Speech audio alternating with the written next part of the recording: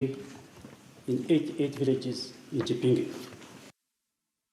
All right, let's come back to the country. And heads of the institutions, which include the Directorate of Public Prosecutions, the DPP, National Police Service, National Cohesion and Integration Commission, NCIC, and the Communications Authority of Kenya, this morning gathered for a National Prosecution Service Convention at the Kenya School of Government. The conference comes as authorities prepare for a possible increase in litigations arising from the forthcoming general election.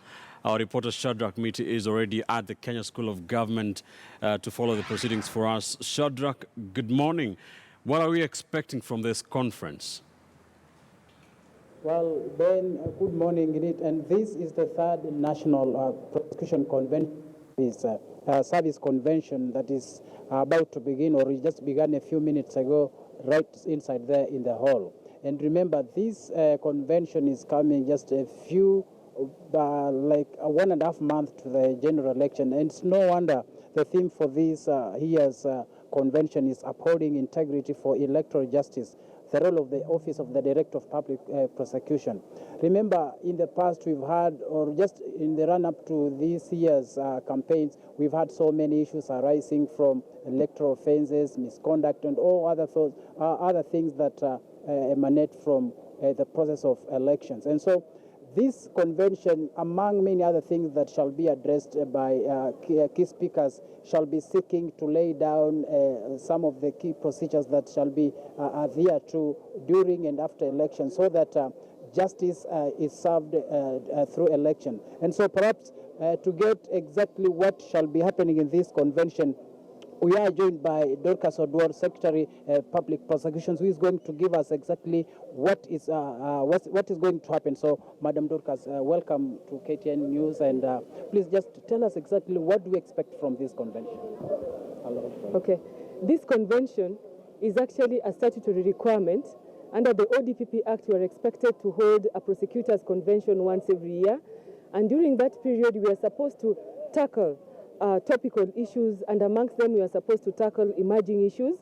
And for this time and this year, one of the topical issues and an emerging issue is elections, and everybody is going into elections.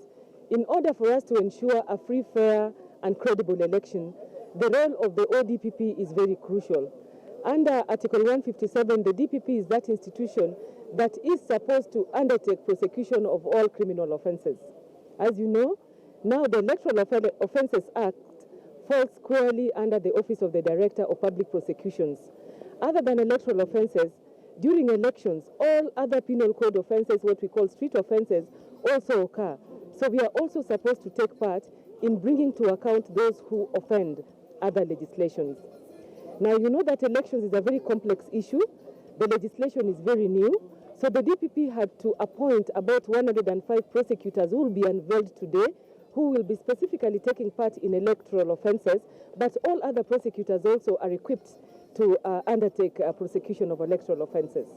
Now, we know the public prosecution department is the one charged with ensuring that any case taken to court is squarely and clearly expensed. But in the past, we've always witnessed areas where a case is thrown out on technicalities and much blame is put on your office. Perhaps what is it that you're going to do different from what has been happening to ensure that whatever is going to be unveiled today succeeds?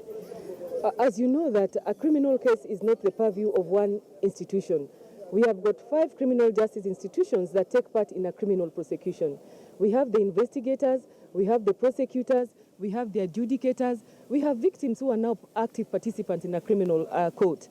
Now, the public are our complainants, they are our victims, they are our witnesses, they are also the accused person. So one of the things that we have to make sure is that all those partners, investigators, prosecutors, adjudicators, have one objective. So if the public do their part, we work together towards seeing a fair and an election that has got integrity, then there could be success.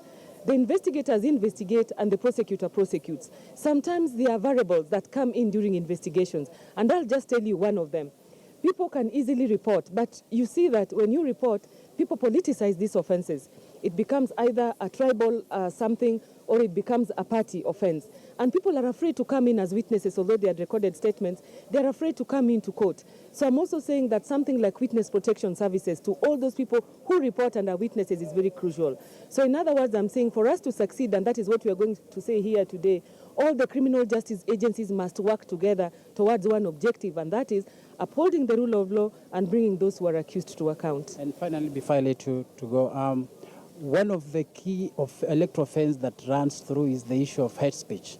And there has never been any high-profile case successfully prosecuted and expensed with. And the same still comes back to your office. How much effort, or what would you say is the missing link in all this? One of the missing links is that you know something to do with social media. Technology has advanced, and so has criminal offenses. Most of these things we hear as hate speech are captured through social media, and that is technology. So as long as the investigators do not use the same tools or better tools to capture these people, because when you go to court, technology can easily be manipulated, and the court has to follow the procedure. I am saying that the investigators must be equipped, must be trained to use technology to investigate. Unless they use that technology, the prosecutor will not be able to produce that evidence. And secondly, reliance on oral evidence. Even where something is on social media, you find that investigators and prosecutors are still relying on oral evidence from people who had to come and support or buttress that evidence. What we are saying is that prosecutors, investigators, arbitrators, all must be trained and be equipped to allow technology to take part in investigation, prosecution, and arbitration. Yes. Thank you very much, Dorcas Odwor. I didn't tell you that the DPP, in the last 2 days, we have taken our prosecutors through a digital evidence training at the Strathmore School, and all of them are being equipped to be able to handle those cases. But we can only be as good as our investigators. Thank you.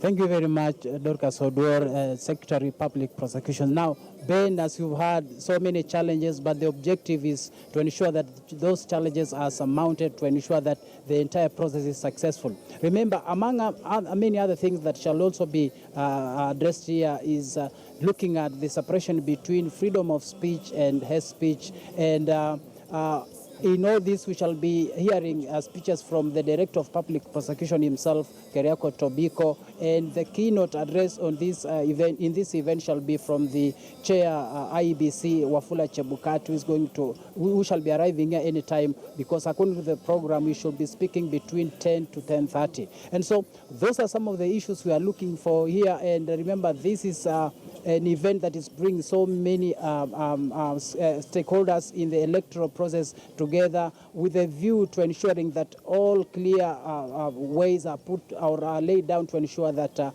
hate speech and issues of electoral offenses are minimized at all costs. Ben. Thank you, Shadrach Miti there. We'll be keeping an eye on proceedings there in this third prosecution conference.